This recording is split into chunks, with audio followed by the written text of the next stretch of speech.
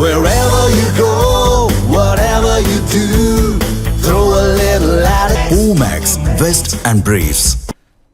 திமுக கூட்டணிக்குள்ள என்ன நடக்குது? திமுக கூட்டணிக்குள்ள தன்வினை தன்னை சுடும் மாதிரி திமுக வந்து ஒவ்வொரு முறையும் தேசிய ஜனநாயக கூட்டணி வந்து கலகலத்து போயிடுச்சு. அங்கே ஒற்றுமை இல்லை, ஜெல்லாவில் முரண்பாட்டான கூட்டணி, அது இதுன்னு என்னென்ன வார்த்தைகள் அவள் சொன்னார்களோ அதையெல்லாம் அப்படியே திருப்பி அவங்கக்கிட்டே இன்றைக்கி வருது ரிவேஸாக. உள்ளக்க இருக்கிறவனும் பிரச்சனை பண்ணிட்டு இருக்கான், வெளியிலேருந்து வரலான்னு நினைக்கிறவங்களும் பிரச்சனை பண்ணுறாங்க. இப்போ நம்ம எல்லாருமே வந்து வெளியிலேருந்து வரலாம்னு யாரை சொல்கிறீங்க? ஆமாம், இப்போ எப்படி சொல்கிறேன்னா, உள்ளே வந்து இன்றைக்கி எர்ணாவூர் நாராயணன் உள்ளே இருக்கார். அவர் வந்து ஒரு குறிப்பிட்ட சமூகத்தின் பிரதிநிதியாக தன்னை காட்டிகிட்டு இருக்கார். போன வாட்டி அவருக்கு சீட்டு தரேன்னு சொல்லிட்டு அவருக்கு வந்து கல் சம்மந்தப்பட்ட ஏதோ ஒரு வாரியத்துக்கு தலைவராக, பனை வாரியத்துக்கு. இந்த வாட்டி தெளிவாக அவருக்கு 2 சீட்டு வேணும்னு சொல்லி ரொம்ப ஸ்ட்ராங்காக ஒரு ப்ரெஷர் பண்ணிகிட்டு இருக்கார். 2 புதிய முஸ்லீம் கட்சிகள் இன்றைக்கு திமுக கூட்டணிக்கு ப்ரெஷர் பண்ணிட்டு இருக்கு உள்ளே போகிறதுக்கு. ஏற்கனவே அவங்களுக்கு ஜவஹர்லாவுக்கு வந்து ஜவஹர்லால் கட்சியான மனிதநேய மக்கள் கட்சிக்கு சீட்டு கொடுத்து உதயசூரியன் சின்னத்தில் நின்று தேர்தல் கமிஷன் வந்து அவர் சின்னத்தையே தூக்கிட்டாங்க. பல வருடங்களாக கட்சியோடைய அங்கீகாரம் போயிடுச்சு. அப்போ இந்த வாட்டி அவங்க கம்பல்சரி அவங்க உதயசூரியன் சின்னத்தில் நிற்க மாட்டாங்க. 5 சீட்டு கேட்குறாங்க. ஆமாம், முஸ்லீம் லீக் கட்சிக்கும் அதே மாதிரி. 2வது இன்றைக்கு எஸ்டிபி கட்சி உள்ளே போகிறதுக்கு பண்ணுறாங்க. ஜவஹர்லால் கட்சியிலேருந்து பிரிந்த இன்னொரு கட்சி மனிதநேய ஜனநாயக மக்கள் கட்சின்னு ஏதோ ஒரு கட்சி இருக்குது, அவரும் வந்து உள்ளே போகிறதுக்கு ப்ரெஷர் பண்ணுறார். இதையெல்லாம் எப்படி அவங்க ஹேண்டில் பண்ணுவாங்க? இது வந்து பெரிய டாஸ்க்கு. மக்கள் நீதி மையம் உங்களுக்கே சொன்ன அது 2 சீட்டு 3 சீட்டு தானே, ஒரு 10 சீட்டு அதிகபட்சம் போகும். மற்றபடி இருக்காங்களே, நீங்கள் ஒரு சீட்டை கூட நீங்கள் வேல்யூபுளாக நீங்கள் கொடுக்க முடியாத கண்டிஷன் தானே திமுக இருக்குது. நீங்கள் தேமுதிமுகவுக்கு ஒரு ப்ரெஷர் பண்ணிட்டு இருக்காங்க. இன்கேஸ் தேமுதிமுக தேசிய ஜனநாயக கூட்டணி வரதுக்கான ப்ராசஸ் தான் போயிட்டுருக்கு. இன்கேஸ் அங்கே போனாங்கன்னா அவங்களுக்கு பிளேஸ்மெண்ட் பண்ணுறது சீட்ஸ் இல்லையே. இப்போ நான் இது சொல்கிறது மட்டும் இல்லாமல் வேல்முருகன் 1 சீட்டுக்கு ஒத்துக்க மாட்டேன்றாரு, ஈஸ்வரன் 1 சீட்டுக்கு ஒத்துக்க மாட்டேன்றாரு. மக்கள் நீதி மையம் போன வாட்டி கேமில் கிடையாது, இந்த வாட்டி மக்கள் நீதி மையம் கேமில் இருக்குது. அப்போ புது என்ட்ரி இதெல்லாம். அப்புறம் தனியரசு கருணாசு தனியரசு அவங்களாம் தனி செட்டு, அந்த மாதிரி செட்டெல்லாம். இப்போ இதெல்லாம் மிகப்பெரிய ஒரு குழப்பமான ஒரு சூழ்நிலையில் தான் இன்றைக்கு திமுகவோட கூட்டணி இருக்குது. அதெல்லாம் ஒரு பெரிய பிரச்சனை இருக்காது. எலெக்ஷன் நேரத்தில் இப்படிலாம் பேச்சு வரும், ஆனால் அவங்க சுமூகமாக தீர்த்துருவாங்க. அது அவங்க சொல்கிறாங்க. ஏன்னா இப்போ இங்கே வந்து கண்ணாடி வீடுக்குள்ளேருந்து கல்லறிகிற மாதிரி மேலிடத்துல சொல்கிறாங்க, காங்கிரஸ் வந்து பொது வழியில் திமுக விசாரிக்கக்கூடாது, விமர்சனம் பண்ணக்கூடாதுன்னு சொல்கிறாங்க. ஆனால் அப்படி நடக்குதா? இன்றைக்கி காலையில் கூட மாணிக் தாக்கூர் விமர்சனம் பண்ணுறாரு. பாண்டிச்சேரியில் வந்து எங்களுடைய ஆலோசனை இல்லாமல் திமுகவுடைய தலைமையில் மற்ற கூட்டணி கட்சிகளை வைத்து அவர்கள் வந்து கூட்டம் போடுறாங்க. நாங்கள் தான் பாண்டிச்சேரியில் மெஜாரிட்டியான சீட்டை வென்றெடுத்தவங்க, எங்கள் தலைமையில் தான் பாண்டிச்சேரி ஆட்சி அமையணும், பட் எங்களை மதிக்காமல் பண்ணுறது நான் கண்டிக்கிறேன். அப்போ அதுக்கு ஒருத்தர் திமுக சேர்ந்து எதிர்வினையாற்றுறார். ஆனால் அவர் சொன்னது பழைய கணக்கு 2012 நம்ம அந்த ஒரு கணக்கில் ஒரு டேட்டா சொல்கிறார். இப்போ 2021 நீங்கள் டேட்டா எடுத்து பாருங்கள், நீங்கள் 13% தான் வாங்கிருக்கீங்க, நாங்கள் 18% தான் வாங்கிக்கோம் அப்படின்னா வின்னிங் ரேஷியோ கூட. ஆமாம், வின்னிங் ரேஷியோ. தமிழ்நாட்டை தாண்டி பாண்டிச்சேரியிலையும் ஒரு குழப்பமான சூழ்நிலை இருக்குது. தமிழ்நாட்டை தாண்டி பாண்டிச்சேரியில் ஒரு குழப்பமான சூழ்நிலை இருக்குது. அப்போ என்னன்னா கம்பல்சரி வந்து நம்ம ஏதோ ஒரு விஷயத்த பண்ணிக்கிட்டே இருக்கணும் அப்படின்றதுல காங்கிரஸ் ரொம்ப தெளிவாக இருக்காங்க. அது நீங்கள் குறிப்பிட்டு சொன்னீங்க, தளபதி அவர்கள் சொன்ன விஷயத்த சொன்னீங்க. ஜோதிமணி அவர்களும் மாணிக் தாக்கூர் அவர்களும் எங்கள் கூட்டணி இல்லாமல் தனிச்சு நின்னா டெபாசிட்டே வாங்க மாட்டாங்க, குறிப்பாக மதுரை வடக்கில் வந்து வாங்க மாட்டாங்கன்னு சொன்னோன்னா உடனே மாணிக் தாக்கூர் என்ன எதிர்வினை ஆட்டுறாரு? பூத் கமிட்டி போட ஆள் இல்லாத காங்கிரஸ் கட்சி. இல்லை, அவர் எதிர்வினை என்ன ஆட்டுறாருன்னா, நான் கார்கேட்டை பேசி மதுரை வடக்கில் நின்று நான் ஜெயிச்சு காட்டுறேன் அப்படின்னு சொல்லி ஒருத்தர் போஸ்ட் அடிக்கிறான் கொஞ்சம் பேர். அதற்கு ஒரு ட்விட்டு போடுறாரு, எக்ஸ் வலைப்படத்தில் போஸ்ட் அடித்து அந்த காங்கிரஸ் வீரருக்கு நன்றி அப்படின்னு சொல்லி ட்விட்டு போடுறாரு. இதற்கு எதிர்வினை இல்லாமல் இது என்ன பண்ண முடியும் சொல்லுங்கள்? நாங்கள் வந்து வந்தே மாதரம் மட்டும்தான் சொல்லுவோம் நினைக்காதீங்க, எங்களால் திருப்பி அடிக்கவும் தெரியும். யார் நேரடியாக டேராக திமுக சொல்கிறாங்க. வாய் மூடி மௌனமாக இருக்காங்க திமுக. ஏன் மௌனமாக இருக்காங்க? அவர்கள் டெல்லிக்கு அனுப்பிய 2 தூதுவர்கள் ஃபெயிலியர் ஆச்சு. சபரீசனை ஃபஸ்ட்டு அனுப்பிச்சாங்க, ஃபெயிலியர். கனிமொழி அனுப்பிச்சாங்க, ஃபெயிலியர். மறுபடியும் என்ன பண்ணுறாங்க? கேசி வேணுகோபால் வந்து உங்கள்ட்ட கூட்டணி பற்றி பேசுவாருன்னு சொல்லி உறுதிமொழி கொடுத்தாங்க. வேணுகோபால் இங்கே வந்து சந்திக்காமே போயிட்டார். ராகுல் காந்தி ஊட்டிக்கு வந்து ராஜாவை சந்தித்து மாண்புமிகு முதலமைச்சரை சந்திக்காமே போயிட்டார். அப்போ இங்கே மறுபடியும் யார் என்ன அனுப்புகிறாங்க? மறுபடியும் கிரீஷ் சோடங்கரே அனுப்புகிறாங்க. கிரீஷ் சோடங்கரும் பிரவீன் சக்கரவர்த்தியும் ஒரு ஸ்டாண்டில் தெளிவாக இருக்காங்க. 3 கோரிக்கையில் எங்களுக்கு வந்து அதிகமான சீட்டு, ஆட்சியில் பங்கு, அதிகாரத்தில் பங்கு, இது 3 எங்களுக்கு கொடுத்தா தான் இது சம்மந்தமாகவே பேசுவோம் அப்படின்றத ரொம்ப ஸ்டாண்டாக இருக்கிறாங்க. அப்போ இன்றைக்கு தாவேக்காவுக்கான ஆப்ஷனாக இவங்க கொடுக்கறது இல்லாமல் இன்றைக்கி தாவேக்கா வந்து ஃபைனல் டிசிஷனாக கொடுத்துருக்காங்க.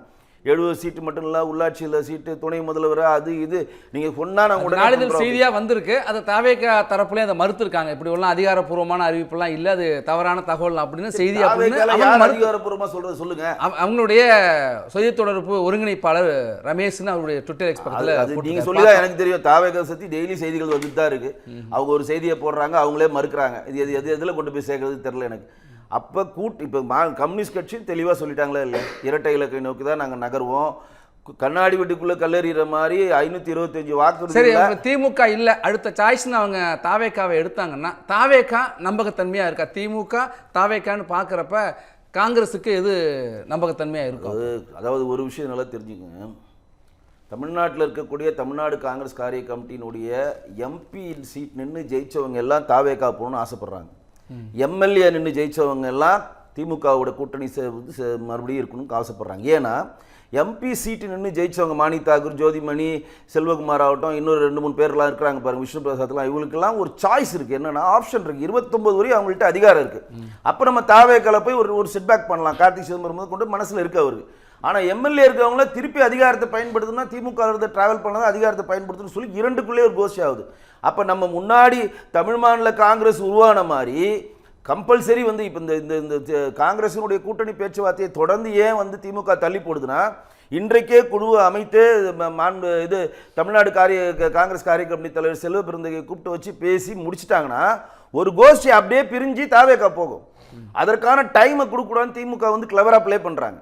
இப்போ எட்ஜில் பண்ணிட்டாங்கன்னா அங்கே போய் டைம் பண்ண ஸ்பேஸ் கிடையாது உங்களுக்கு. நம்ம எலெக்ஷன் அறிவிச்ச ஒரு 10 நாளில் பண்ணாங்கன்னா பண்ண முடியாது.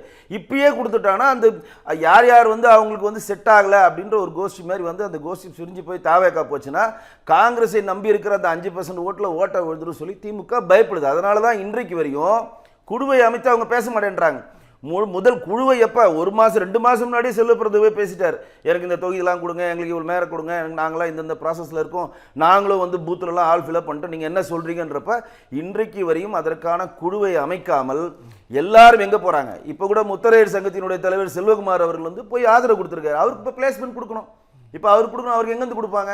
அவர் 5 சீட்டு கேட்குறாரு. அவர் எங்கேருந்து கொடுப்பாங்க? மக்கள் நீதி மையம் டபுள் டிஜிட் வேணுன்றது எங்கேருந்து கொடுப்பாங்க? வேல்முருகன் போன வாட்டி நீங்கள் சொன்னீங்க கன்வென்ஸ் ஆனால் 1ன்னாங்க, நீங்கள் 2 வேணுன்றாரு. எங்கேருந்து கொடுப்பாங்க? ஈஸ்வரன் 1 வாங்கி போன வாட்டி ஜெயிச்சாரு, இப்போ 2-3 வேணும்னு வேறு. எங்கேருந்து கொடுப்பாங்க? அப்போ எங்கேருந்து கொடுப்பாங்க? கூட இடம் கேட்கறது இயல்பு தானே. கேட்கறது இல்லை, கொடுக்கறதுக்கு இடம் இருக்கணும்ல. இப்போ திருமானா ஒரு ஸ்டாண்டில் இருக்கார், அதை வர பாராட்டல. என்ன பண்ணுறாரு? ராம்தாஸ் அவர்களை திமுக இண்டி கூட்டணியில் சேர்த்திங்கன்னா நாங்கள் வெளியேறுவோம், பாராட்டும். அது ஒரு ஸ்டாண்டு. ஏன்னா முன்னாடியே அவர் எடுத்த ஸ்டாண்டை ஃபாலோ பண்ணுறாரு. வெளியேறுவோம்னா அவருக்கு ஆப்ஷன் எங்கே? அவருடைய ஸ்டீப்பஸில் இருக்கக்கூடிய ஆதவர்ஜினான ஆப்ஷன் அவருக்கு. இப்போ நீங்கள் ஆதவர்ஜினா காங்கிரஸுக்கு நீங்கள் சொன்னீங்கல்ல, காங்கிரஸுக்கு ஏற்பட்ட நிலைமை, காங்கிரஸ் உடையும் சொன்னீங்கல்ல, அதே நிலைமை விசிகா. அது விசிகா பண்ணாது, திமுக பண்ணும். விசிகா அந்த வேலையை பண்ண மாட்டாங்க. திமுக இவங்களுக்கு கூட்டணிட்டு வெளியேற மாதிரி ஒரு சூழ்நிலை ஏற்பட்டால் திருமாவளவனுடைய கட்சியை, விடுதலை சிறுத்தைகள் கட்சியை 2ஆக திமுக உடைக்கும். அதுதான் அவங்க வேலை. உடைச்சி அது கட்சியே இல்லாமல் பண்ணுவாங்க. அது ரொம்ப அழகாக கிளவராக ப்ளே பண்ணுவாங்க. திருமாவளவனுக்கு தெரியும், அது தெரியும். தெரிஞ்சதுனால தான் அவர் அதுக்கும் அமைதி காட்டுறாரு. இல்லாட்டி மது ஒழிப்பு மாநாடு நினைச்சிட்டு திமுக எதிரான ஒரு தீர்மானத்துக்கான ஒரு மாநாடு ப்ராசஸை பண்ணிட்டு திமுக காரங்களே தலைமை கூப்பிட்றாருன்னா அது என்ன மாதிரி மொழி? மதுவை ஒழிப்பு ஒருத்தர் நடைபயணம் போறாரு, திடீர்னு இல்லை இது மது ஒழிப்பு நடைபயணம் இல்லை, போதை ஒழிக்கிற நடைபயணம் இல்லை, சமத்துவ நடைபயணம்னு சொல்லி அப்படியே மாறுறாங்கன்னா அது என்ன மொழி? அப்போ இன்றைக்கு ரொம்ப கம்ஃபர்ட் ஜோனில் நீ திமுக கூட்டம் இருக்கிறது மறுமலர்ச்சி திராவிட முன்னேற்ற கழகம் மட்டும் விழுந்தே விட்டான ஐயான் மாதிரி விழுந்துட்டாங்க. எனக்கு நாங்கள் ஆட்சியில் பங்கு கேட்கல, எதுவும் கேட்கல, நினச்சி கூட பார்க்கல, நாங்கள் எதுவுமே வேணாம், நீங்கள் எதுனா கொடுத்தீங்கன்னா நாங்கள் வாங்கிக்கிறோம். ஏன்னா அவங்க ஒரு ஜாக்பாட்டாக திருச்சி எம்பி பண்ணி கொடுத்துருக்காரு கே நேரம். அது மாதிரிலாம் யாருக்கும் பண்ண முடியாது, பண்ணி கொடுத்துருக்காங்க. அந்த நன்றி விசுவாசமும் அவர் மட்டும்தான் இருக்கார். மற்றபடி திமுக கட்சியில் இருக்கக்கூடிய அனைத்து கட்சிகளும் மதில் மேல் பூனையாக இருக்கிறது. ஒன்று தாவேக்கா போய் உடையும். அப்படி தாவேக்கா ஒருத்தர் போறன்னு முடிவு பண்ணாங்கன்னா திமுகவே அந்த கட்சியை உடைக்கும். பேசலாம். இந்த வெங்கடேஷ், திமுக கூட்டணியை பொறுத்த வரைக்கும் நாங்கள் ரொம்ப உறுதியாக வலுவாக இருக்கோம், 200 இடங்களுக்கு மேலே வெற்றி உறுதி இப்பயும் முதலமைச்சர் பேசியிருக்கார். ஆனால் இந்த கட்சிகள் கூடுதல் இடங்கள் கேட்குறது இயல்பான ஒன்று தான், இது ஒரு பெரிய விஷயம் இல்லை, தேர்தல் நேரத்தில் அதெல்லாம் சரியாயிரும் அப்படிங்கிறாங்க. இப்போவும் நாங்கள் 200 இடத்துல வெற்றி பெறுவோங்கிறாரு. இல்லை, இப்போ நீங்கள் சொல்கிற மாதிரி அவங்களுடைய 2021 2025 வரையும் திமுக ஆட்சி மிக வலிமையாக இருந்து தேனும் பாலும் ஓடினா எதுக்கு காங்கிரஸை பிடிச்சி அவங்க தொங்கிட்டு இருக்கணும்? உங்களுக்கான டாஸ்க் நீங்கள் ப்ரூவ் பண்ணிட்டீங்க. 5 வருஷம் நீங்கள் ஆட்சி செஞ்சிட்டீங்க. தமிழ்நாட்டே உலகத்தில் நம்பர் 1 கடனாள மாநிலமாக மாற்றிட்டீங்க. தமிழ்நாட்டிலே இந்தியாவிலே நம்பர் 1 வட்டி கட்டுற மாநிலமாக மாற்றிட்டீங்க. இப்படி நம்பர் ஒன் சொல்லிவிட்டு நிறைய விஷயங்களை சொல்லிக்கிட்டே போகலாம். அப்போ உங்கள் ஆட்சியின் மேல் உங்களுக்கு நம்பிக்கை இல்லாத ஒரே காரணத்தினால்தான் நீங்கள் கூட்டணி தயவை நோக்கி நகர்றீங்கன்றது பட்ட பரிவர்த்தனமாக தெரியுதா இல்லையா? நீங்கள் 5 வருடம் உங்கள்கிட்ட ஆட்சி கொடுத்தாச்சு. 5 வருடம் ஆட்சி கொடுத்த பிறகு நாங்கள் நல்லாட்சி பிடிக்கிறோம்னு சொல்லி உங்களோட இருக்கக்கூடிய திமுக அடிமை ஊடகங்களும் திமுக கூட இருக்கக்கூடிய சேட்டலைட் மீடியாவும் பிரிண்ட் மீடியாவும் தன் கட்டுப்பாடு வைத்துக்கொண்டு விழாக்கள் செய்வது மட்டுமே, கட்சி விழாக்கள் செய்வதும் சிலை திறப்பதும் மட்டும்தான் பிரதான நோக்கமாக செய்து கொண்டிருக்க நீங்கள் ஏன் நீங்கள் காங்கிரஸை நோக்கி நகர்றீங்க? ஏன் நீங்கள் சின்ன சின்ன கட்சிகளில் தேமுதிக ஒருவன் தவம் கிடைக்கிறீங்க? ஏன் மக்கள் நீதி மையத்தை கமலஹாசன் அவருடைய பெரிய சக்தியாக நினைத்து அவர் ராஜ்யசபா எம்பி ஆக்கி அவர் போய் நாடாளுமன்றத்தில் முதல் உரையை ஒரு உளறி கொட்டிய ஒரு உரையை இங்கே கட் பண்ணி நிர்மலா சீதாராமன் அவர்கள் நாடாளுமன்றத்தில் பெரியாரை பற்றி சொன்ன விஷயத்தை கட் பண்ணி என்னமோ கமலஹாசன் மிகப்பெரிய ஒரு சாதனை செய்த மாதிரி ஒரு கட்டமைப்பை அங்கே இருக்கக்கூடிய திமுக ஐடிவி ஏன் பண்ணணும்? கமலஹாசனுடைய மக்கள் நீதி மையத்தை வளர்க்க வேண்டியதான் திமுகவோட வேலையா? காங்கிரஸ் இங்கே தனிச்சு நீங்கள் விடுங்க காங்கிரஸை நாங்கள் சொல்கிறோம். இல்லை, தனித்து நிற்கணும்னா இன்றைய சூழலில் 4 முனை போட்டி உறுதியாயிருக்கு இன்று அளவில். அதில் நாம் தமிழர் கட்சியை தவிர வேறு யாருமே கூட்டணியை எதிர்நோக்கி தானே இருக்கிறாங்க.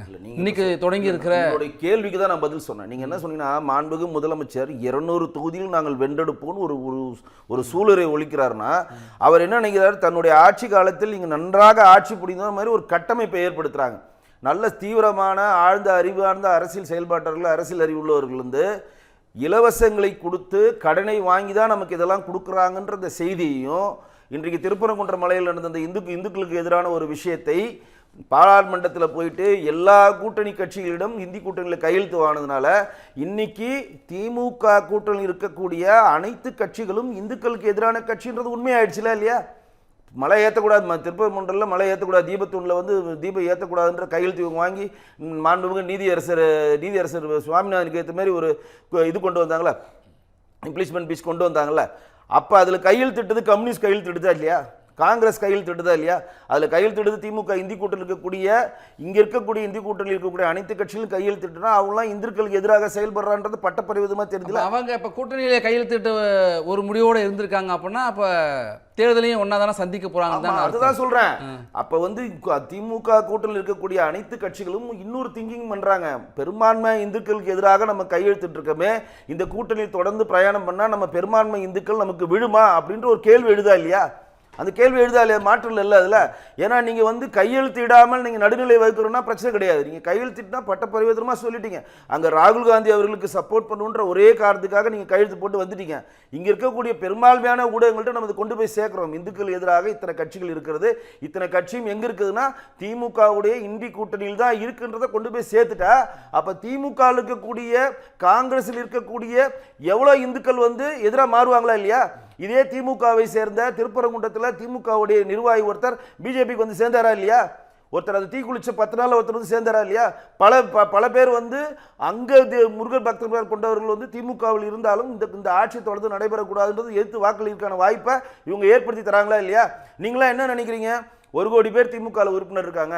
மாண்புமிகு முதலமைச்சரும் மாண்புமிகு துணை முதலமைச்சரும் சொல்லிட்டாங்க, நம்ம இந்தி கூட்டணி உதயசூரியன் தான் வாக்களிக்க நாங்கள் சொல்லிட்டோம். நாங்கள் எவ்வளோ கெடுதல் இந்துக்கள் பண்ணாலும், நாங்கள் எவ்வளோ ஒரு அராஜகம் பண்ணாலும், எவ்வளோ கொலைகள் 7500 கோயில் 5 ஆண்டுகள் நடந்திருக்காலும், சட்டம் ஒழுங்கு எவ்வளோ பிரச்சனை வந்தாலும், போதை வசதிகளுக்கு எவ்வளோ யூஸ் பண்ணாலும் எல்லாத்தையும் மன்னிச்சு திமுக இருக்கவர்களே திமுக வாக்களிங்கன்னு சொன்னால் சுயமரியாதையை யாரும் திங்க் பண்ண மாட்டானா? இன்னைக்கு டிஜிட்டல் வேர்ல்டுங்க.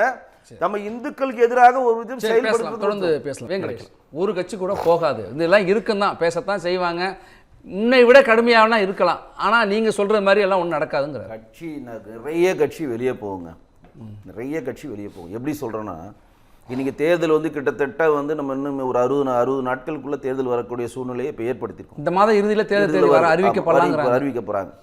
இதற்குள்ள எந்த கட்சியோடையும், அதாவது எந்த கட்சியோடையும் திமுக இன்னும் கூட்டணி உடன்படிக்கையே போடல. நான் சொல்கிறது பெரிய கட்சி சொல்ல, காங்கிரஸ், திருமான, கம்யூனிஸ்ட்லாம் சொல்லலை.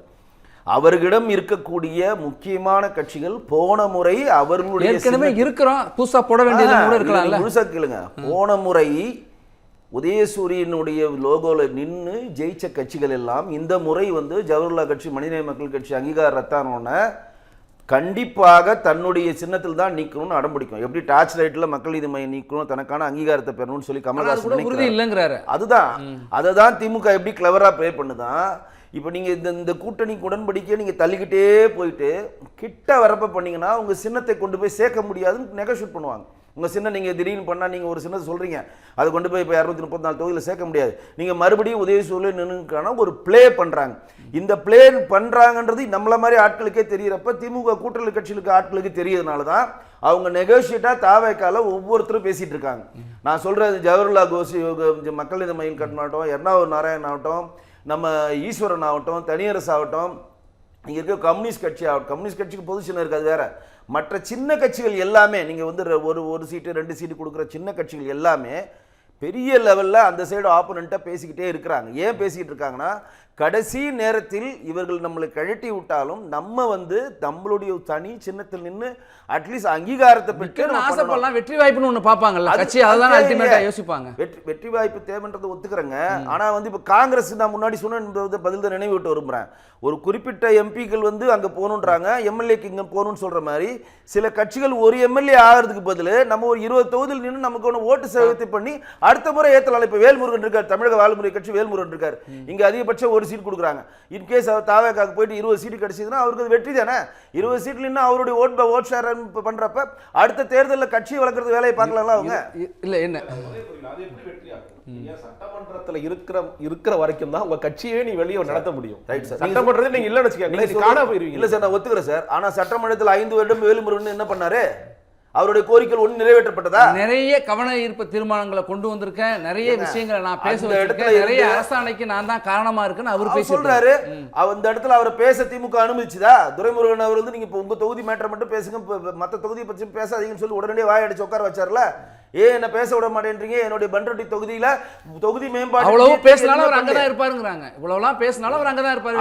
அது இப்ப சொல்றேன் ஒரு சின்ன, நீங்க ஒரு சிங்கிள் எம்எல்ஏவா இருந்து திமுகவுக்கு வெண்சாமரை வீசுவதை விட நாம் வந்து ஒரு 10 சீட்டை பெற்று நம்ம கட்சியை வளர்க்கிற வேலையை பார்க்கலாம். நீங்க ஒன்னு இருந்தாதான் ஒன்னு பிடிக்க முடியும். நீங்க சிங்கிள் எம்எல்ஏ இருந்து என்ன சாதிச்சீங்க? வேல்முருகன் ஆகட்டும், அங்க ஈஸ்வரன் ஆகட்டும், என்ன சாதிச்சாங்க? உங்கள் சிந்தனை, உங்கள் ஆலோசனை, உங்கள் அறிவுறுத்தலா இருக்கலாம். அந்த தலைவர்கள் என்ன முடிவெடுக்க போறாங்க நம்ம கண்டிப்பாக நடக்கும். எல்லா சுற்றிலும் தாவேக்கா வந்து பெரிய ஓட்டு வங்கி கட்சி மாதிரி ஒரு கட்டமைப்பை இங்க இருக்கக்கூடிய எல்லா ஊடகங்களும் ஏற்படுத்துகின்றன. ஆனா தாவேக்கான்றது பெரிய கட்டமைப்பு உள்ள ஒரு கட்சி கிடையாது. முதல்ல தெளிவா தெரிஞ்சிருக்கோம். முன்னாடி வந்து அவர் இல்ல தலைப்பு தான் வச்சு சொல்றேன். அவர் வந்து ஒரு கட்டமைப்பு உள்ள கட்சியாக இருந்து அவர்கிட்ட ஒரு நேர்மை இருந்து கூட்டணி தர்மத்தை அவர் ஃபாலோ பண்ணியிருந்தாருன்னா இன்றைக்கு முஸ்தபா தவிர வேற யாருமே அந்த கட்சிக்கு ஏன் போக மாட்டேன்றாங்கன்னா, தொடர்ந்து துரோக செயலை சினிமா துறையிலும் அரசியல் துறையிலும் அவருடைய தொண்டர்கள் துறையிலும் ஆமா. இப்ப 41 பேர் செத்துட்டாங்களே, நீங்க குஷியமா டான்ஸ் ஆடுறீங்களா? அவங்களுக்கு அஞ்சலி செலுத்தாம டான்ஸ் ஆடிட்டு இருக்கீங்களா? அப்புறம் எப்படி மக்கள் உங்களை நம்புவாங்க? மக்களுக்கு ஒரு கோபம் இருக்காதா? நீங்க எல்லாருமே ஒண்ணு மறந்துடுறீங்க. எல்லாருடைய கோபமும் நெஞ்சில் இருக்கும். அந்த நெஞ்சில் இருக்க கோபம் என்னைக்குமே வெளிப்படும். 26 தேர்தலில் தான் வெளிப்படும். எல்லாருமே மைண்ட்ல வச்சுப்பாங்க. மிகப்பெரிய லெவல்ல தாவேக்கான்ற ஒரு கட்சி இங்க காணாம போனா நான் சொல்றேன், எழுதி வச்சுக்கோங்க. மிகப்பெரிய, ஏன்னா அவர்கள் ஒரு மாயையில இருக்கிறாங்க. அரசியல்ன்றது ஒரு மாயை கிடையாது, அது மிகப்பெரிய ஒரு ரியாலிட்டி. ஆனால் தன் இருக்கக்கூடிய ஊடகங்களை வைத்து சின்ன சின்ன பசங்களை வைத்து பெரிய கட்டமைப்பு இருக்கிற மாதிரி ஒரு டிசைன் பண்றாங்க. தவிர செத்து போன